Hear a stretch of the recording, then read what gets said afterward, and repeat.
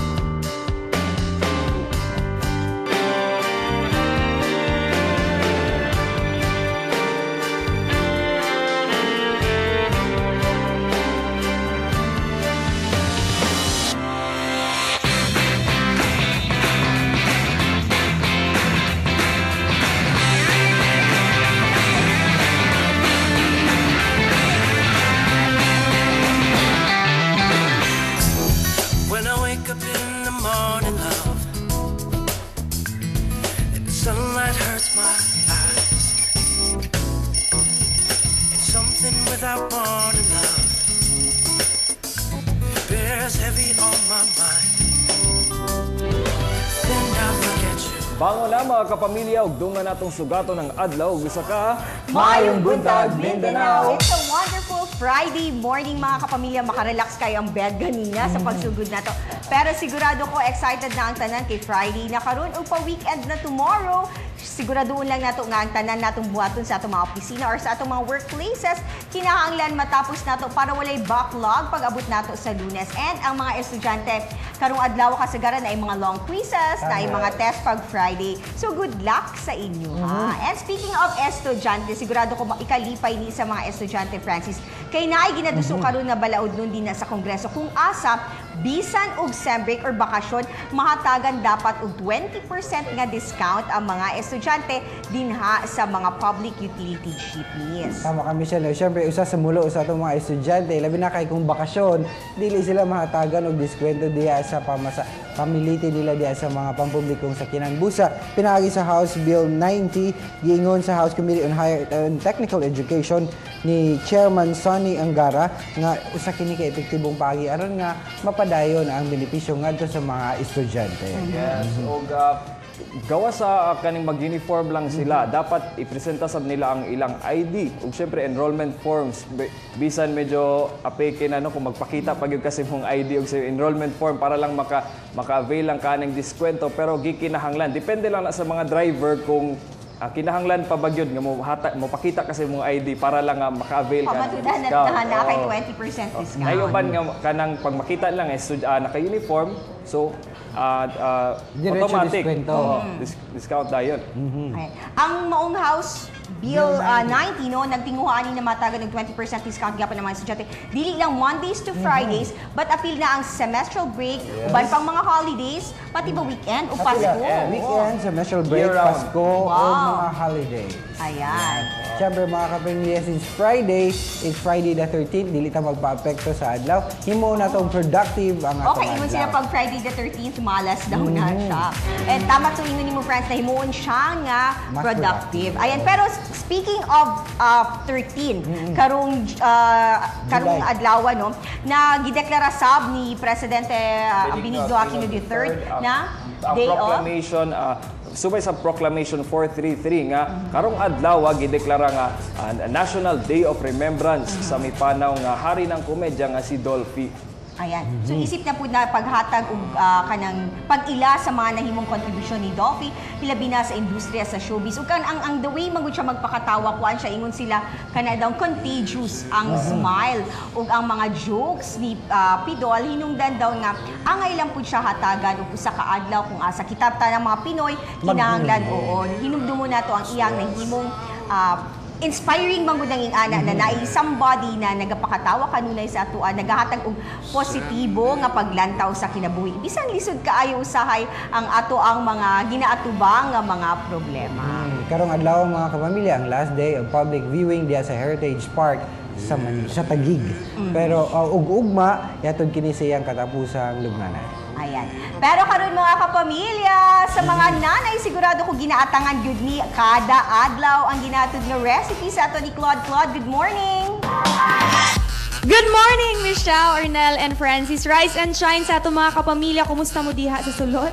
Oh, excited na ako mag-weekend. Ayan ako, bingon ko na thank God it's Friday, pero puno diya pagtrabaho this weekend, di ba? Uy, reminder po sa ato mga kapamilya, Friday karon clean up day, so dapat dili gid kalimtan nga manlimpyo mga kapamilya. Pero Michelle, ani anang ato ang lami ang recipe karon, ang ato ang matilawan na pod usa ka beef dish. Ani ato siren sa morning kusina.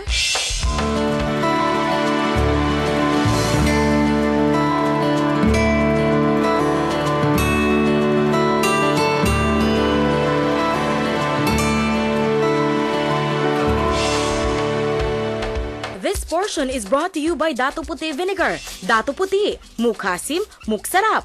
May buntag Mindanao. Ako po si Chief Edgar Braga. Kauban ko si Ploy, gikan sa World Palace Business Center. Atong lutoon karon kay beef oriental ug kini ang mga ingredient.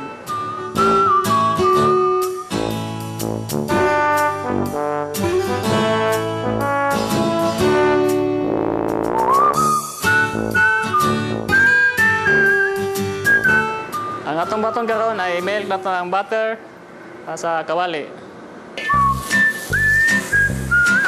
Isutin na to ang garlic. Katapos yung onions, isutin gapon.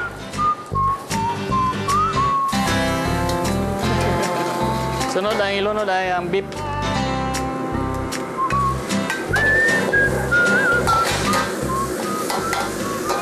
Katapos yung toyo. Vinegar.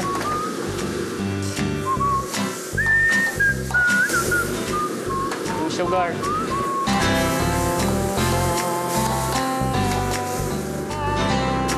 Yung beef cubes.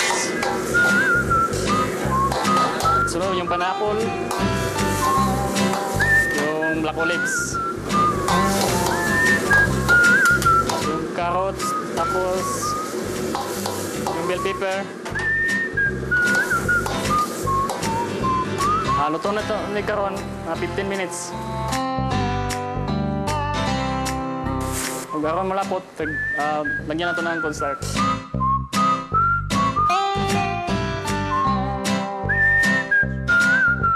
Kung karon naluto na itong beef oriental, ito na ng i-plating.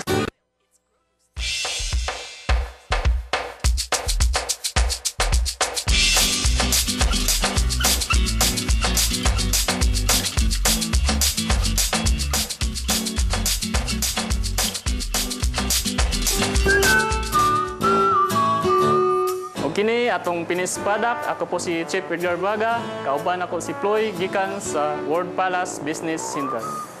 For more recipe o cooking tips, tutok lang sa Morning Kusina sa Mayong Buntag, Mindanao. This portion was brought to you by Dato Puti Vinegar. Dato Puti, mukhasim, muksarap. Alas 6:29 na tagnas buntag sa itong mga estudyante sa itong matrabahante bangon na, pinakasikay na, kasi kaso na, aron dili malate sa trabaho eskwela karong adlaw-adlaw Biyernes. O dako kayong sunog karon sa may lasang area, pero una na to sayron ng asa dapita sa lasang. Ato saan sayron ang mga reaksyon sa mga tao, hilabi na sa Dabawenyo, kung muuyon ba sila kung minahan din sa Davao City. Hilabi na sa may Pakibado District, niya ilang tumag. Uyon ko nga naay mina sa Davao City kung makapalambo sa syudad o makahatag trabaho. Dili ko uyon kay sa akong nibalaan kay kuan daw kana makadaot daw sa kinaiyahan kay naman daw kanang chemical nga kana makadaot gani sa kuan sa tao kanang sa panglawas. Dili ko muuyon nga mina diri sa Davao City. Kay sukad masukad dula joy na dato nga trabahante ug makadaot pa jud sa kinaiyahan. Pipila na sila mga tubag, mga kapamilya, bahin sa plano pagmina din sa Davao City area. Pero ninibahin na itong siren kung asa dapita ang sunog sa Davao City. Atong makauban karon atong partner diyan sa DX-TV2 Universidad, Alan Abay. Banan sa komentaryo! Ay buntag Elric. Okay, Kumusta may buntag? Ito ang mga suki sa DXAB ha. Kumusta mo diyan Elric? Sa mo adri na ni sunog at ang ipasubay dito sa Lasang. Gusto na mo may balan lang kung asa dapitang particular sa Lasang ang sunog karon mga orasa. Unsa pa Nasi sunog may dili? predikto sa tuang linya atong Dagano Bagdagad ni kay doon natay initially nga nahilabran nato no dunay nasunog ang AL Navarro Central Elementary School. May go ahead May.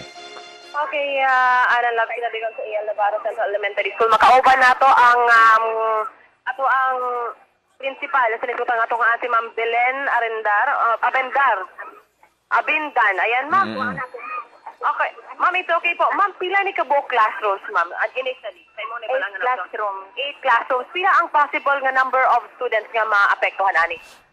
Mga almost 400. Mga 400. Nako. Kung saan nga to ang kuan, ma'am? Katong remedy na to, katong alternative na to nga pamaagi para nga mapadayon gyapon ang klase dili maapektuhan ani sunod. Kaya naman ko kanang ALS nga room. Once a week raman ang klase ni Ana. So ako nang gamiton kay Sabado raman na gamiton or kuan Sunday ginagamit sa akong ALS coordinator. So naman May LRC. May asa nanukad ang sunog May. Room nga gigamit sa akong kinder. Pwede